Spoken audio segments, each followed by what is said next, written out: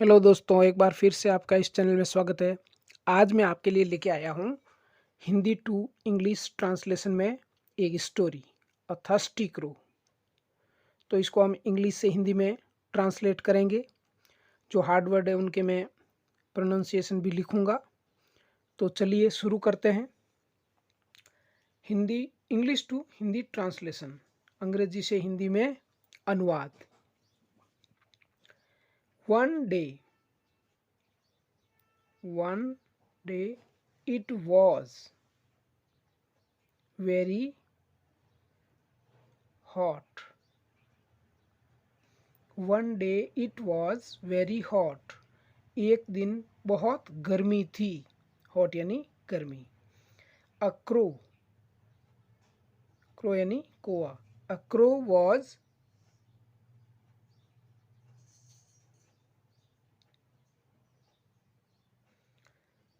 Very thirsty. इसको लिखेंगे thirsty. A crow was very thirsty. एक कोआ बहुत प्यासा था।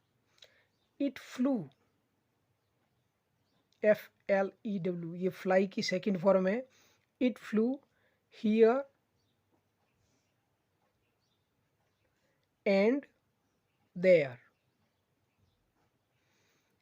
इट फ्लू, यह उड़ा, यानी इट आया है कोए के लिए। तो कोए के लिए जो वापस रिपीट होगा वर्ड, वो प्रोनाउन के रूप में इट आएगा। ये क्रो को हम बार बार नहीं लिखेंगे। इट फ्लू, यह उड़ा।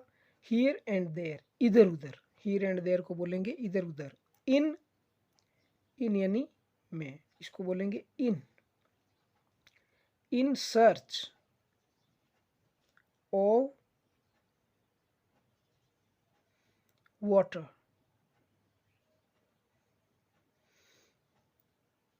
It flew here and there, यह इधर उधर उड़ा। इन सर्च ऑफ वाटर, पानी की तलाश में। बट, लेकिन, it could not get it. Get, इसको बोलेंगे get it. But it could not get it, लेकिन ये इसको प्राप्त नहीं कर सका। गेट इट, यहाँ इट है वो पानी के लिए आया है, और यहाँ पे इट है वो क्रो के लिए आया है। चलिए नेक्स्ट देखते हैं अब। एट लास्ट, एट ये होगा last. At last it saw, it saw a picture under a tree. At last यानी अंत में। It saw, इसने देखा, किसने, कोए ने। इट है वो क्रो के लिए आया है। It saw a picture, उसने एक घड़ा देखा। अंडर ए ट्री, एक पेड़ के नीचे। अंत में उसने एक पेड़ के नीचे एक घड़ा देखा। It flew to it, it flew. अब देखो इसमें दो बार इट आया। इट फ्लू, ये उड़ा या वह उड़ा। कौन, इट आया कोए के लिए, वह उड़ा। टू इट, टू यानी की तरफ, इट यानी पिक्चर, घड़े की ओर उड़ा। तो यहाँ पे ये मैं लिख देता हूँ किसके लिए आया है। यहाँ पे है वो इट है वो क्रो के लिए आया है, और यहाँ पे है वो घड़े के लिए आया है। ठीक है, ये इट फ्लू टू इट, यह इसकी ओर उड़ा, अर्थात घड़े की ओर उड़कर गया। There was a little water. There was यानी उसमें था। There was a little water in it, उसमें था। देयर यानी किसी चीज़ पे कोई वस्तु होती है किसी स्थान पे, वो बताने के लिए काम में लेते हैं। वॉज यानी था। अ लिटिल वाटर, थोड़ा सा पानी। इन इट, इसके अंदर। देखिए फ्रेंड्स, एक होता है लिटिल, जिसका मतलब होता है बहुत कम, न के बराबर, नकारात्मकता दर्शाता है वो।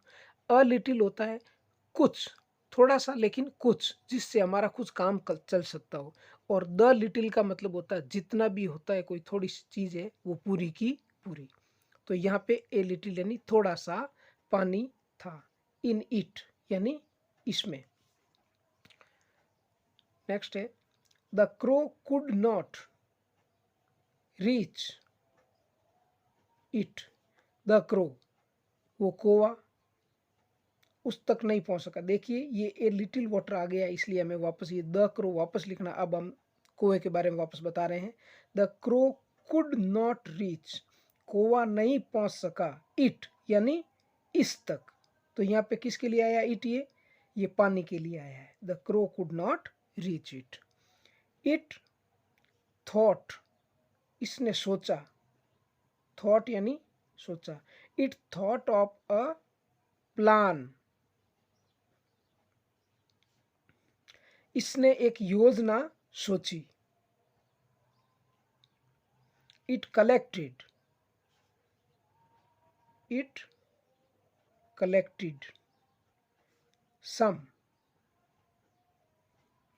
स्मॉल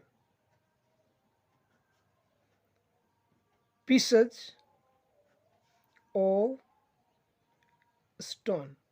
इट कलेक्टेड, उसने इकट्ठे किए। यहाँ पे इट है वो क्रो के लिए आया है।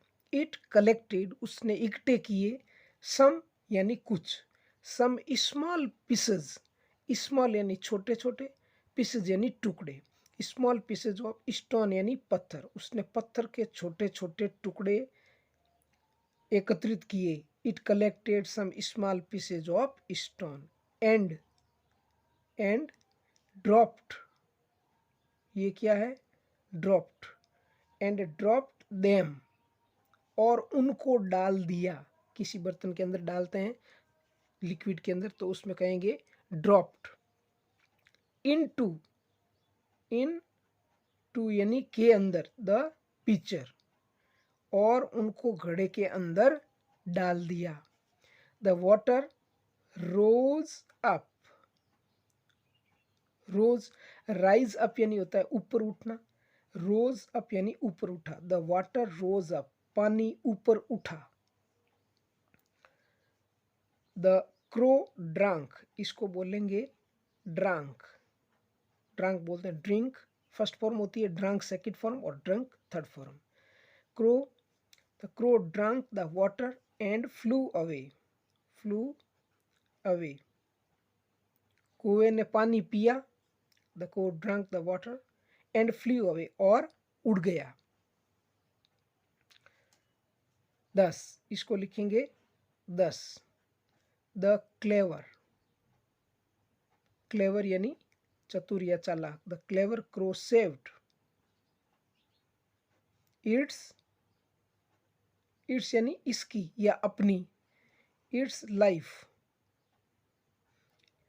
10, इस प्रकार द क्लेवर क्रो सेव्ड, चालाक कुएं ने बचाई, इट्स लाइफ, अपनी जिंदगी। इस प्रकार उस चतुर कुएं ने अपना जीवन बचाया। तो मोरल, ये क्या है? मोरल यानी इससे क्या शिक्षा मिलती है? नेसेसिटी, इसको बोलेंगे necessity. Necessity is the mother of invention. Necessity is the mother of invention.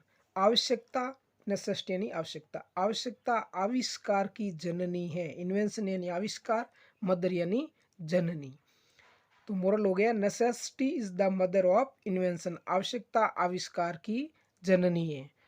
तो फ्रेंड्स, उम्मीद है आपको ये वीडियो पसंद आया होगा। अगर आप इस चैनल पे नए हैं तो प्लीज़ इसको सब्सक्राइब करें।